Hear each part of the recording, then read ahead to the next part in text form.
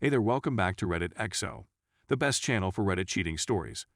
Be sure to like, subscribe, and hit the bell notification for more stories like these. I happened to walk in on my son having with my brother's wife.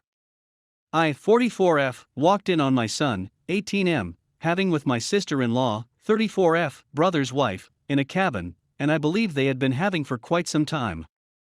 My brother, 37M, moved in with us in February with his wife and 2 children, my husband, 44M, and I have a large house on a farm. My husband is a farmer, and we thought it would be a good opportunity to stay together as a family and for my nieces to spend time on the farm with everyone working from home. My 3 children reside with us, the eldest is 18M, and the other 2 are 16F and 13F. On the day my brother arrived, I went grocery shopping with my son, and he went to the pharmacist to get his workout supplements, while I bought groceries.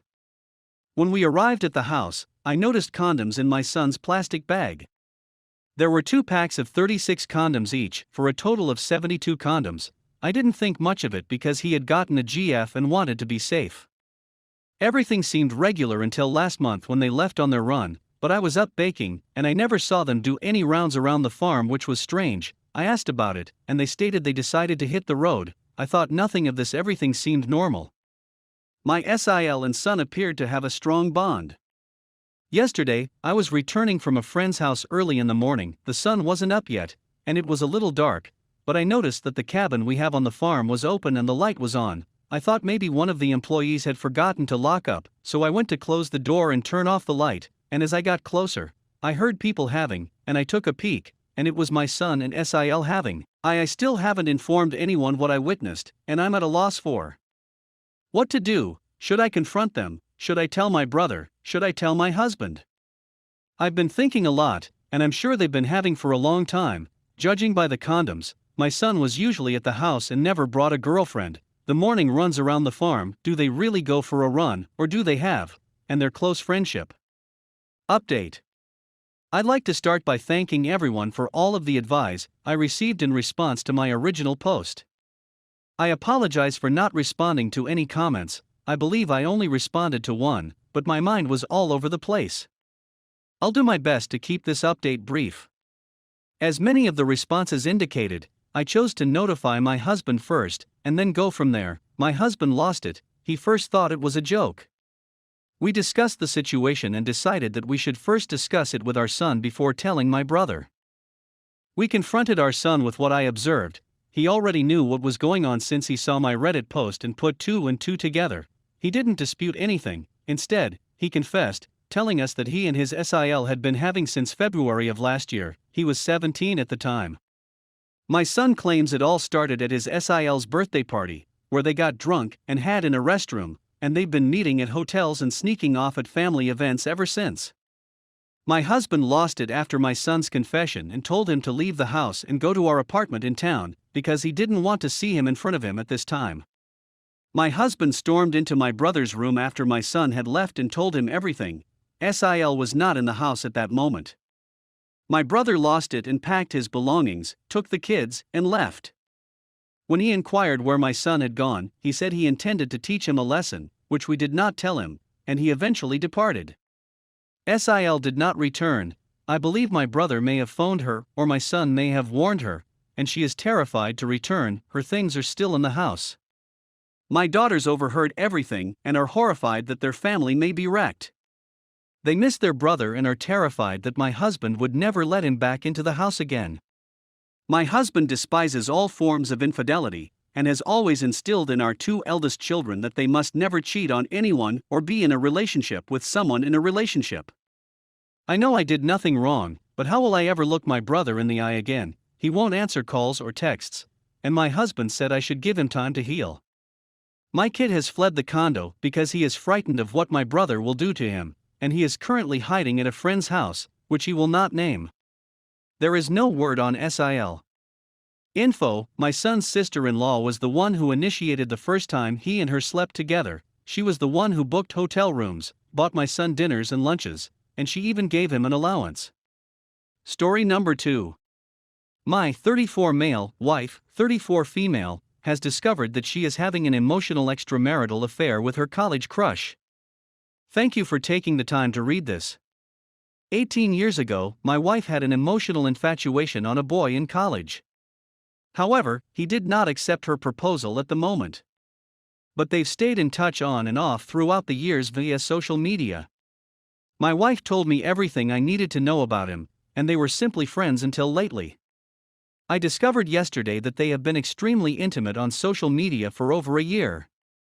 I saw all of her texts, and the guy had been asking for pictures of her in revealing clothing on a regular basis.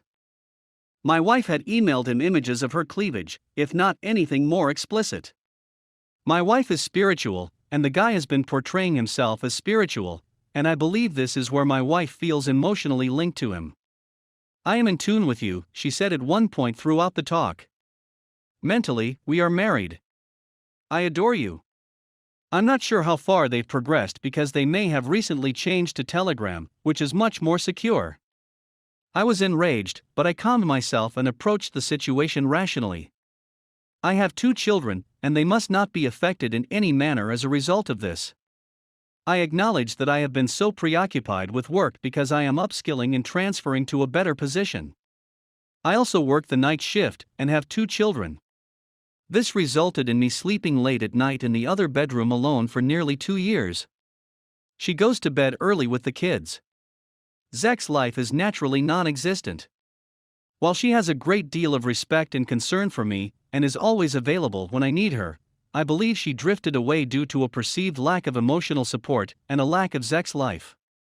I tried being bad with her today and asked for Zek's, and she was ready in a second. We had a terrific time, and she was really immersed in it. Despite the pain, I am determined to save the marriage. I haven't confronted her yet because of this. Should I do it now?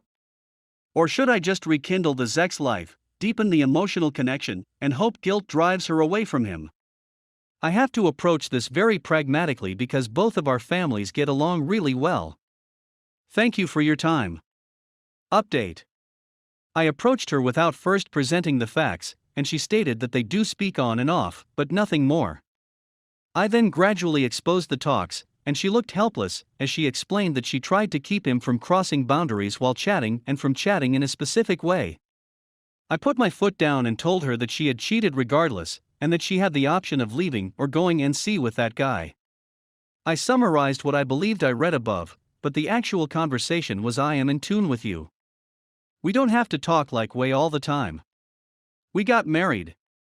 She clarified that she meant we are both married, not we are psychologically wedded, and that she would never say such a thing. She claimed she knew the whole thing was going wrong and had finally put an end to it, limiting communications to casual friendly talk, and showed me sections of a newer conversation in which she expressed her appreciation for me and how happy she is with me. She then regretted that karma had still struck her, and I noticed older chats. She stated she only met him once, when she traveled to her hometown with some friends, and she told me about it. She did let me know. She stated that she has never met him in private. She was always at her mother's house because she was pregnant with our second child. When I queried her about the photos, she said she had sent him normal ones and showed me parts of the chat where he was pressuring her to provide more exposing ones. She claimed she was dumb and delirious in the middle of the night to have sent him 3 suggestive photos. She admitted that she had made a mistake and attempted to divert the conversation with him to more banal matters. So I went through her phone and found no fresh conversations. I requested her to send the guy a final message saying not to contact him again, and that I was aware of everything.